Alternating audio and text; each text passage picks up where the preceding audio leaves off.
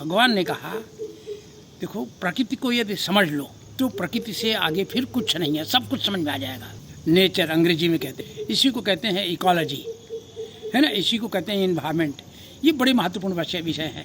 पर्यावरण, climate change, ये सब कुछ इसी में आ जाता है। तो भगवान ने ऐसा इसका इशारा किया कि देखो इसके लिए धरती को समझना पड़ेगा, भूमि को समझना पड़ेगा, जल को समझना पड़ेगा, वायु को समझना पड़ेगा, आकाश को समझना पड़ेगा, और मनुष्य की मन, बुद्धि और अहंकार को समझना। ये 8 तरह की प्रकृति है हमारी, वो ईश्वरीय प्रकृति है। ये मनुष्य की बनाई हुई कुछ भी नहीं, मनुष्य उसमें आ जाता है।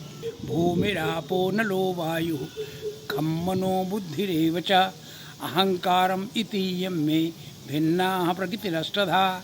ये 8 तरह की प्रकृतियाँ हैं मेरी ये श्लोक में।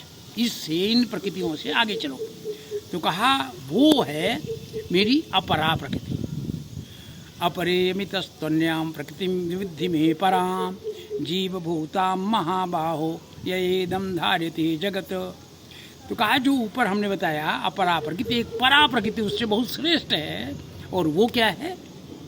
वो है वह शक्ति, वह ताकत, वह एनर्जी जिससे हम इस सारी सृष्टि का इसको धारण करते ही चलती है, इसको चलाते हैं। अब आप इसको समझें कि सूरज और धरती के बीच में रिलेशन, ग्रेविटेशनल फोर्स सबका अलग अलग है, सबकी अलग अलग घूर्णन है, सब अलग अलग तरह घूमते हैं, लेकिन सब वेल बैलेंस्ड हैं। Everything is balanced. ये कैसा गजब का प्रिंसिपल है। यह एकदम धार्यते जगत। इस फोर्स के कारण, इस ताकत के कारण, इस प्रकृति के कारण, ये जो परा प्रकृति है इससे हम इसको धारण करते हैं। तो एक चीज़ तो ये कि भूमिरापो नलो वायु, है ना, खम मनो बुद्धिरेव च, ये 8 तरह की प्रकृति, इसमें मनुष्य भी आ गया। इसको बहुत ध्यान रखने की बात है कि पूरे वर्ल्ड में इन्वायरमेंट में, साइंस में क्या पढ़ाया जाता है, इकोलॉजी में क्या पढ़ाया जाता है? 4 कंपोनेंट हैं, एयर, वाटर, सॉइल, बायोटा।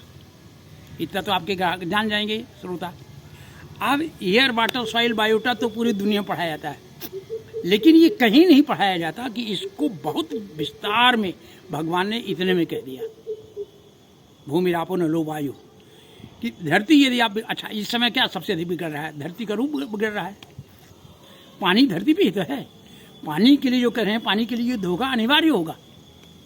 हम पानी को कितना पोल्यूटेड कर रहे हैं, सॉइल पोल्यूटेड है, पानी पोल्यूटेड है, एयर पोल्यूटेड है, हमारा मन उससे अधिक पोल्यूटेड है।